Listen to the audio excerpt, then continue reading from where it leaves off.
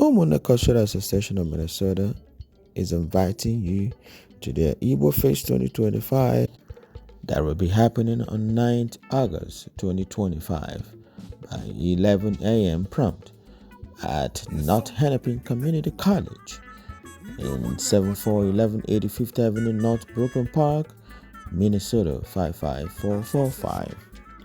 There's also going to be a gala night on the 8th of August 2025 at Merritt, Minneapolis Northwest 7025 Northline Drive, North Minneapolis 55428. And the gala night is going to be starting from 5 p.m. to 2 a.m. Come on, come on. It's going to be a full loaded of event.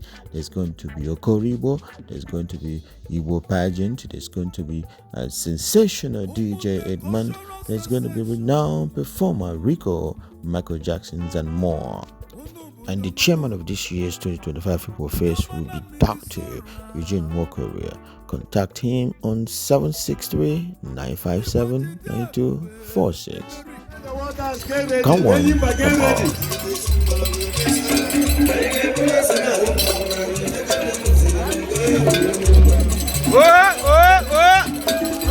Ay, fue Umunne, man.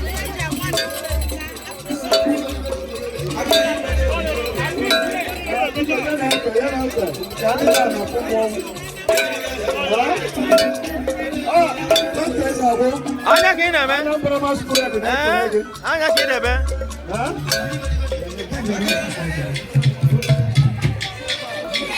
Like I said, if you're spraying, clear the lights so they don't run into you because they will knock you over.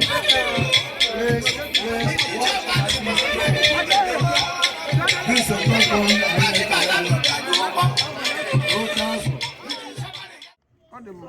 Biko anwa nkwado ife a na-akwado bụ IgboFest nke ara 2025. Biko nwere ife nwere ike ịgwa anyị maka ya. Anọ gwa the current president of Umunne in Minnesota. So biko nwere ife nwere ike ịkọwatara anyị maka IgboFest a na-abịa. Yes, nye m ga-akọwa gbasara IgboFest wụ na ọ onye na-ezipụta omenala anyị. Nye gbasara ife anyị na-eyi, nri anyị na-eri, nkwa anyị na-agba, ihe egwuregwu eji mara obodo ndị Igbo na Nigeria. So ụbọchị nke ha na-eme IgboFest, mmadụ niile ndị si mba niile ha ga-ejikere na ọdịdị ihe akwa ha dịka different parts of ala Igbo. Anọkọrịa gụọ egwu ndị Igbo, gụọ egwu ndị Igbo, then riekwana nri ndị Igbo. Ihe onye a ga-eme ụbọchị ahụ. Anyị na-achọ mmadụ niile, ndị enyi, ikwu na ibe ha bịa nọnyere anyị. Onye ukwu ka anyị were na-akụziri ụmụ anyị ndị anyị mụrụ n'obodo a ka ha nwere ike mụta omenala anyị. So dịka otu a na-ekwu maybe sometime na-abịa anyị nwa ga-anọkwa here. So ka ụmụaka ga-etekizi ndị a na-amụ ya now. And onye makwana mgbe anyị niile bịara mgbe anyị ga-ala. So maybe ọka ụmụ anyị ga na-eteke over na-ekipụ omenala ndị Igbo anyị ka ọ na-aga n'ihu. Yes. Nna daruri nne o. Biko nwere ike ịwụ ụwa afa gị? Aha m bụ Michael Ojika. Awụ m onye ndọki na Ụkwa down towards the River State. Okay. And as a matter of fact, Ndoki divided her into 3 states. Because I know Ndoki na River State. Yes, Ndoki, part of Ndoki on Abia State. Part of Ndoki on River State. And part of Ndoki on Akwa Ibom State, I believe. Yes. Wow. The whole age split time. That is the way it is now. Right. But no kunasi mbebo. Mbebo any level Eastern region. By any level Eastern region. On Doke 1 when they split. But we are in all these different states. As a matter of fact, more than Nonga Neku. Ndoke my side on a River State. On a River State. Yes. So now a River State cable. Yes, politically I'm on a River State. So nke a na-akọwakwalụ ụmụ ụwa na ọgbọkwọsọ ọsọ Igbo. Ogosipụ na ndị River State na Akwa Ibom sokwana ndị Igbo ụfọdụ n'ime ha gbọ mana nwere ụfọdụ ndị na-asị that na ndị Rivers na-abụ ndị Igbo ha ndị ka a na-akpọzi ha ndị Ikwere na-abụ ndị Igbo onweghị ife nwere ike ikwu maka ya ka ndị Ikwere na-anụkwa that na anyị nwekwara ọtụtụ ndị Ikwere nwekwa ndị Rivers steeti sokwa eme ife ndị Igbo ebe a. Well, Ndi Ikwere, as we know, I mean, despite the dialect, even more than Danga, Okundokim, Okinaota, Organic and all completely Igbo. Right. But Mandi Ikwere, Mandendoki, I mean, I need a Shialibo. Oh, Fibo. Darren, because the Talo Wambane made this IgboFest in Aben. IgboFest I gave mayor on the 9th. On the 9th of August. 9th of 2025. Made the main event. Okay. I know I made the gala night the night before, right? Yeah, the night before Friday, which is the 8th. 8th. Yes. Made gala night. Then he lights on the Bian So okay. So I just think this IgboFest and I come no, our free event. Free event. Yes, everybody, the communities that's supposed to come and enjoy. Our free event. Everyone in Minnesota beyond. No, we welcome them. Okay. We welcome them. Because IgboFest. Not Hennepin Community College. In a Broken Park. Yeah, I think on Broadway and the 85th. 85th Avenue in Broken Park and Broadway. Not Hennepin Community College. Okay. So, Imanka Bone and Kubolone. If I'm not mistaken, is that the 30th one? Is that the 30th IgboFest? 31st. Okay, 31st. 31 times of 31 years. Yes, IgboFest. Apart from COVID, right? Yeah. Yes. What that really know? Thank you so much.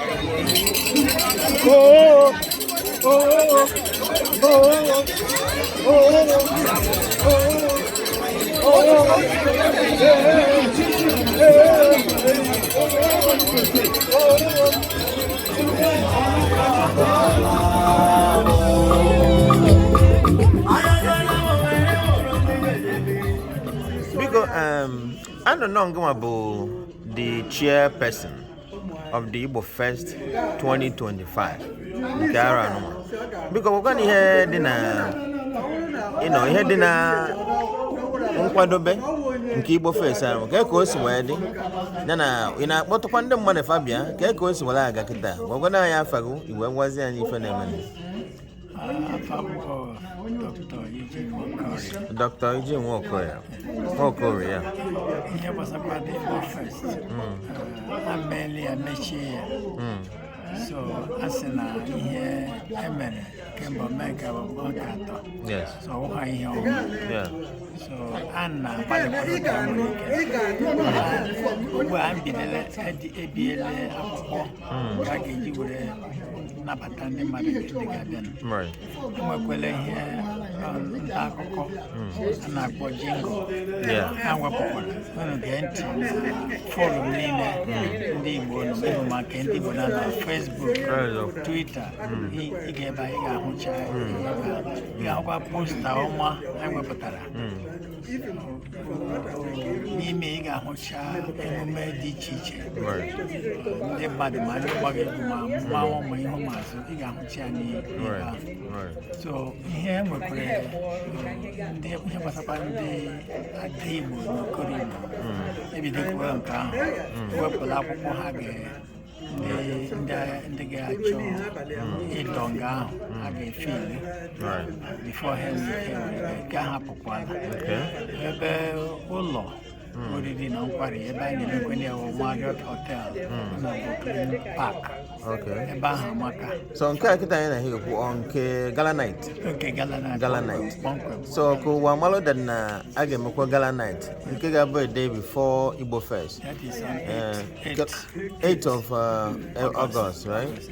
And then the proper IgboFest was the 9th. 9th or Saturday. Saturday. Not Letting Community College. Oh, okay. Nambariji Hemba. Ibieja Higa, who put in Chichi Igbo. Okay. Okwano ekeke Igbo. So mandi working and they were done shake. Wow. Ngabagese Inho Ebo Igbo, one Igbo. Higa mate for Mekiki, Higa man on Yawo. No Igbo. Ano kuna monga modi chiche. Mao Igbo and Emma Mao here were Mandi. Ah, is over. Mao di chiche Makende, that number of Makende Mo. Tia Kunte, Dinko Moai. Umada, Igbo.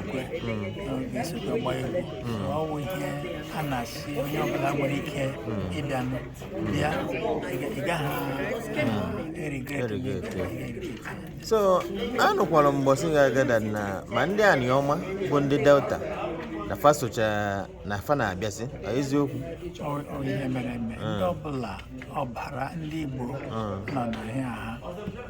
So even those had so many docky, part of Igbo,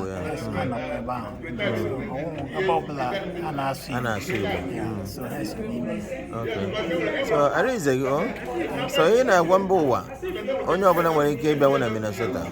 No goes in Yabba. Mary. Okay. Got it. What Darwin no?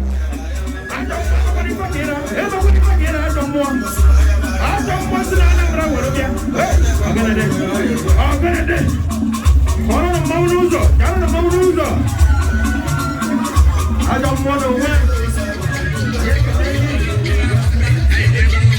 Okay, thank you so much. Anambra boys are still on the dance floor.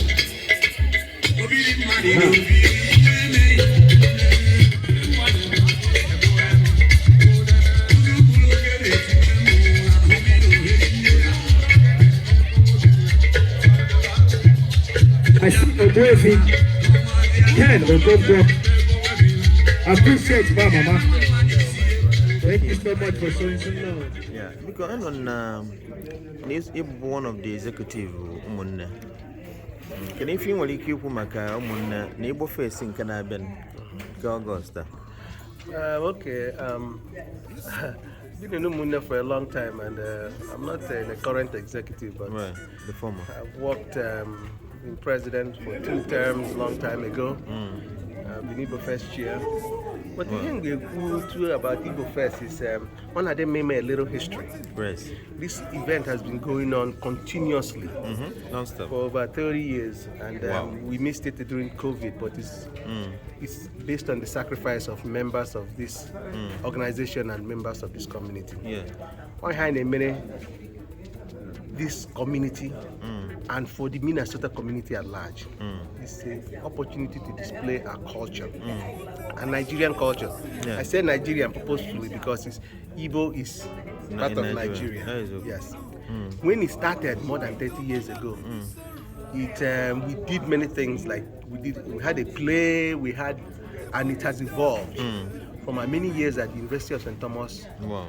Where they hosted us for more than a decade to now at Northern Campus. Yeah. So it's something that we have grown with, we have aged with, our children have grown and aged with, and we hope that the younger and new generation will continue, because we are getting old, we are getting tired. Right. We might look fresh, but May you look fresh. the energy is not always there, but it's a wonderful thing. Right. And when people, this organization sacrifice a couple of days Yeah. every year to come out, set up, and make this event successful and wonderful, memorable, is something worth being proud about. Wow. And I congratulate the chair, the president, the executive. You're a member of the executive. I congratulate you guys and thank you for the sacrifices that you make for Umunne. That one. Because I'm going to forget again. Chief Obinaya Oji. Odozi Akishin. Now, Umunne not local government. Umunne not local government. Darwin, no, Darwin, no, can no money on the room, kill Umunne.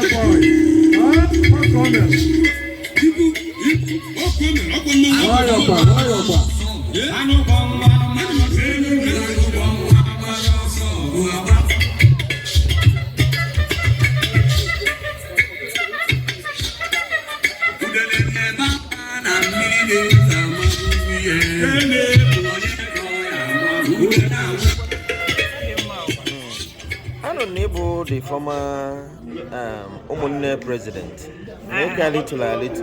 Yes. So look is well, IgboFest can have been. Well, IgboFest can have been kind of like handing over. Wherever now, I'm finding money here and America has a rules, so I can with rules, routine. It's a IgboFest, can have to deviate from it. So whether it was arrested IgboFest, and I expect not always successful event. Right. Okay. So if you want no more, yes, so because I had already hotels, they ready with the outcome of the variety. I am not over buying them here the hotel. Not planning position on the hotel or something, and you really want it. Then open the following day, I guess I made cultural event time, open field. So I think you today Gala, Keko's on wedding. If you like it. Yeah, like the buying a say about Tamoro Hamasara IgboFest, and they go to say drum. Once also hand the buy and you Waduma Marala because in a state Minnesota, and you went to a state grant. We pick Banyana, their philosophy and the plan of Yahaneme in the bill. And the Madam Matawalandi, just to put it in a simple way. When Banyu was cultural organization, but Banyu was a non-profit. They don't want expectations anywhere for us. nwere ike ị na-eme n'obodo ebe anyị nọ na anyị nwa anọọla ebe a mgbe hiri nne were kwanụ ghọta that na anyị na ndị gọọmenti ga na-emerịkọta. On Monday e nwere proclamation ndị Brooklyn Park emeela designate August 9 to be Igbo Day. Wow. Yes, emeela ya see picture nọ n'ime. Agara m na the City Hall Brooklyn Park emego nke a. Then anyị na-eche steeti because etinyekwere request ka declare ya ka ị were mara na ọwụsụ sọsọ ihe nke anyị ndị ọcha na-enwe obi aṅụrị na ihe anyị na-eme. So ndị ọcha na-abịacha? Oh ya, ndị ọcha ma ndị obodo ọzọ ma ndị Liberia ma ndị Asia ma ndị Laotians. Ọ dịkwa ụtọ na ntị. Ya ọ dị ụtọ maka sị ndị ọla na-abịa na-enwe nṅomiri ihe anyị na-eme. Ụfọdụ ndị ebidokwele na-eme something first ha were aha obodo ha tinye ya first. So nke anyị ọ Igbo first. Ụfọdụ ndị bịa ha wekwere aha obodo ha tinye something first. So if you na-akọba na onye ọchịchị obodo a bụ gọvanọ makwa ihe gbasara IgboFest. Oh yeah, onye gọvanọ anyị ma maka IgboFest. Even ọ na-abịa meeting nke anyị mgbe ahụ ọ na-adị ọchịchị. Eziokwu, ọ nọ nnọọ bịanụgo IgboFest. Na ọ bịanụ nke 2 years ago or 2 years ago. Yes, ọ na-abịa. Ọ na-abịaba. Ọ bụrụ na schedule ya dịrọ ya mere anyị na-eji eme request, even the Congress people, even Emi Kobache nke Minnesota senators, ha na-abịa ma ọ bụrụ na enye ha nweta the invitation on time. Ha na-abịa onye jisi na ọnwụ sọsọ ihe ndị be anyị na ọ banyere na ihe gbasara legislation na ihe anyị ga na-eme n'obodo ebe anyị nọ. And we're equal to the tax na-enwe ụmụaka na-eto eto obi na-adịghị ụtọ ha na-enwe nghọta mara that na culture anyị bụ ihe bara uru. Culture anyị awụghị shaming thing. Culture anyị bụ ihe anyị wụwa identity. Anyị agaghị ekwe ka ọ laa nkịtị no matter otu ha si suppress some of the people. But ndị nwere nghọta ama na culture dị mkpa n'ihi na ọ ihe anyị ji were biri. Darren, former president of Umunne. Okay, thank you. Thank you so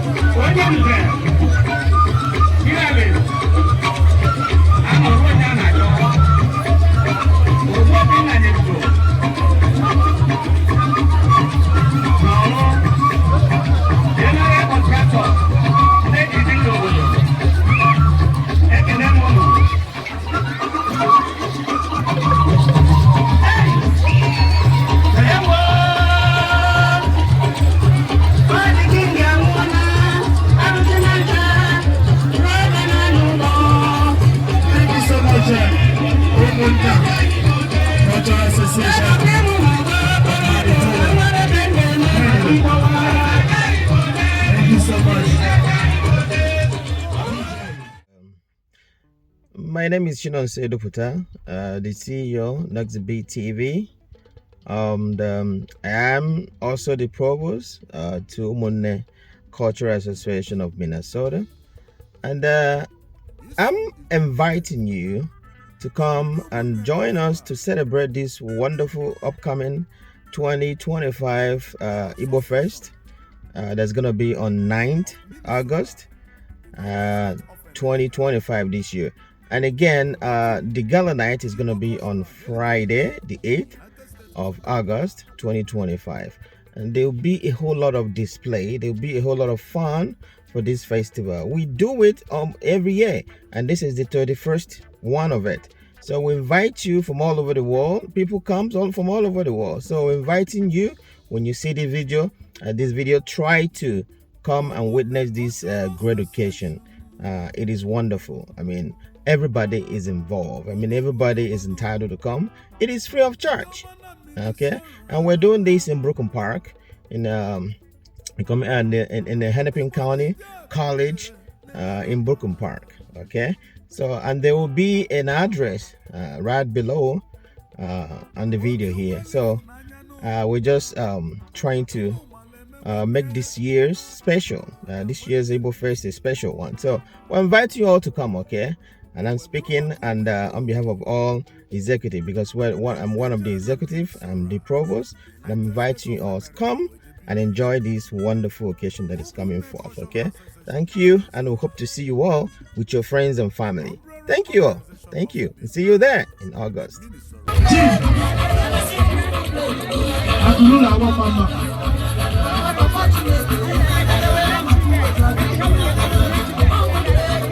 Okay, so okay, so. Zama mana gechi. Hapo pia na. Okay. Double silencer. I'm on the Igbo State. Attorney Elvis Abanon.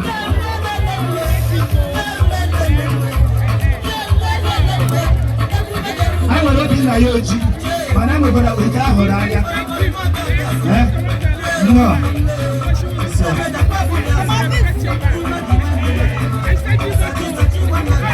There's a Louis a win. I find State. I find Igbo Provincial Association of Minnesota. Dr. Samuel Madhouse. I make a role. Dr. Delicious Mabuma. No.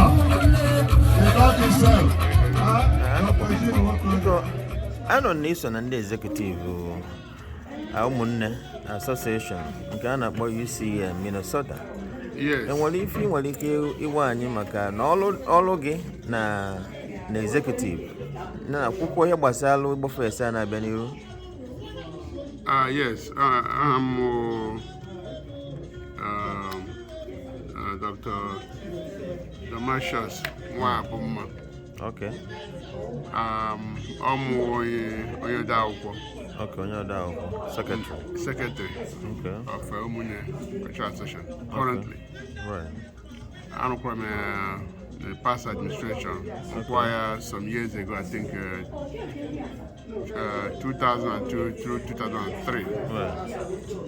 More on other offices and serve on committees.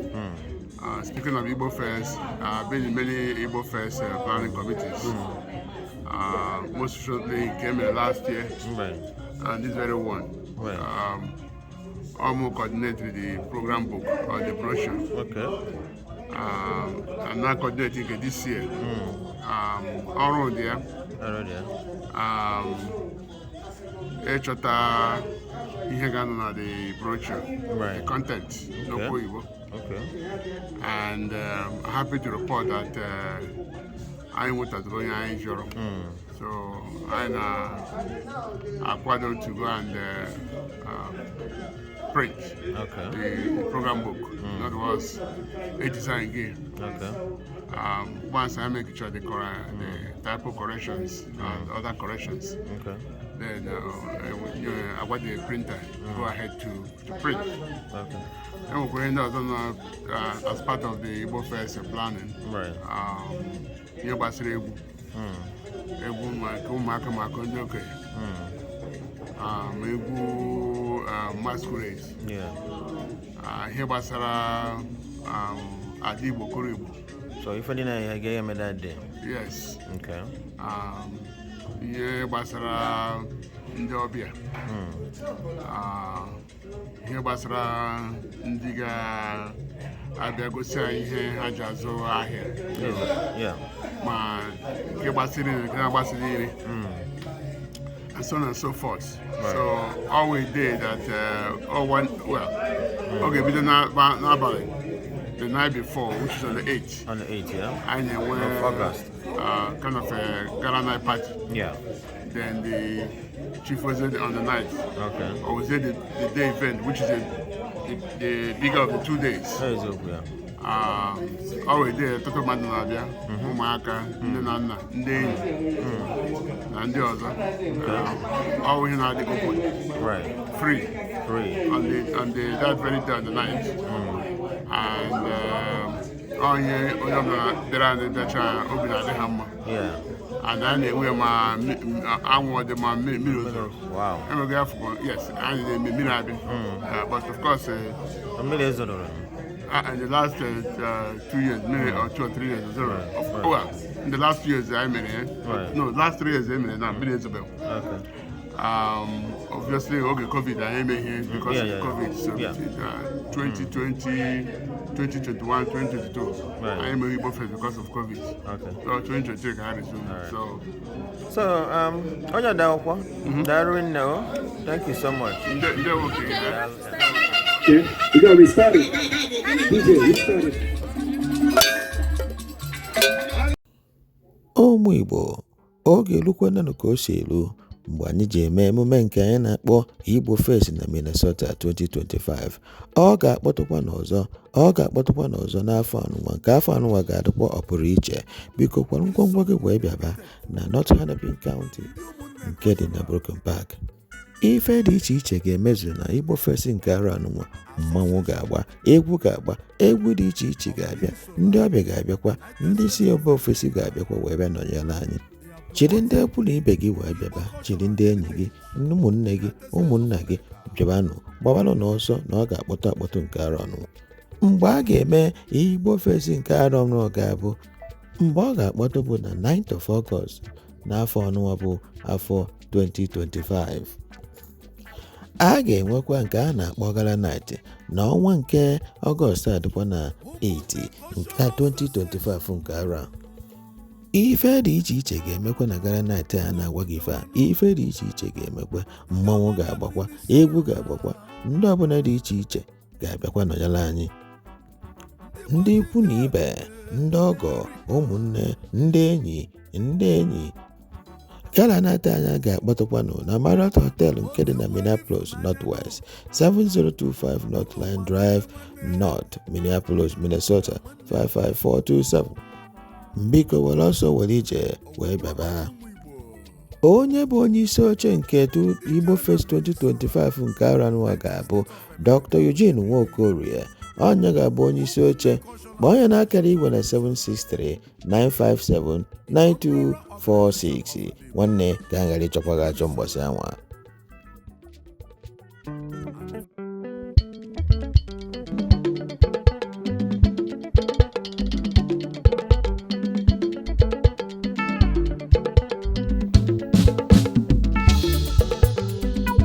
This song is dedicated to the Umunne Cultural Association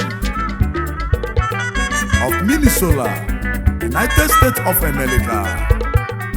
They are promoting Igbo cultural heritage in the United States of America.